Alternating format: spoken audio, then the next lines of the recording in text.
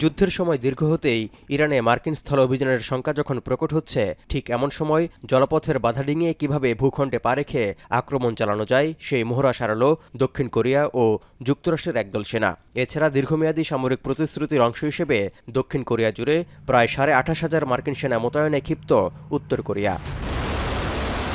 এমন পরিস্থিতিতে একদিনে অন্তত 12টি ক্ষেপণাস্ত্র ছুড়েছে উত্তর কোরিয়া। সর্বোচ্চ নেতা কিম জং উনের উপস্থিতিতে ব্যালিস্টিক ক্ষেপণাস্ত্রের পরীক্ষামূলক এই মহড়া চালানো হয়। নিক্ষেপ করা রকেটগুলো কোরিয়ার পূর্ব সাগরের 350 কিলোমিটার দূরের লক্ষ্যবস্তুতে শতভাগ নির্ভুলভাবে আঘাত এনেছে বলেও দাবি পিয়ংইয়ংয়ের।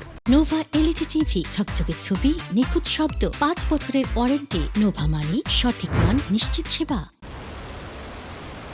ক্ষেপণাস্ত্রগুলো 350 কিলোমিটার উড়েছিল বলে তথ্য প্রকাশ করেছে সিওলও। এ অবস্থায় অঞ্চলটির মিত্রদের প্রতিরক্ষার জন্য প্রতিশ্রুতিবদ্ধ বলে কড়া বার্তা দিল ইন্দো প্যাসিফিকের মার্কিন কমান্ড। এমনকি একদিনে উত্তর কোরিয়ার এক ঝাঁক ব্যালিস্টিক ক্ষেপণাস্ত্র উৎক্ষেপণের বিষয়ে অংশীদারদের সঙ্গে জরুরি পরামর্শও করা হয়েছে বলে জানিয়েছে ওয়াশিংটন। 2 দশকেরও বেশি সময় ধরে ব্যালিস্টিক এবং ক্রুজ ক্ষেপণাস্ত্রের পরীক্ষামূলক মহড়া চালিয়ে আসছে উত্তর কোরিয়া, যা পারমাণবিক অস্ত্র সরবরাহের উপায় তৈরির প্রচেষ্টা হিসেবে ধরা হয়। এমনকি উত্তর কোরিয়া ইরানকে ক্ষেপণাস্ত্র প্রযুক্তি সরবরাহ করেছে এবং ইউরেনিয়াম সমৃদ্ধকরণ কর্মসূচিতে প্রযুক্তিগত সহায়তা দিয়েছে বলেও অভিযোগ রয়েছে।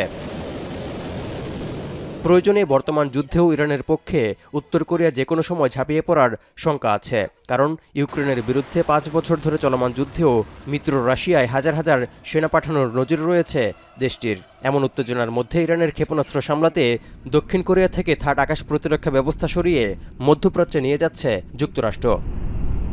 তৌহিদুর রহমান, এখন বিশ্ব।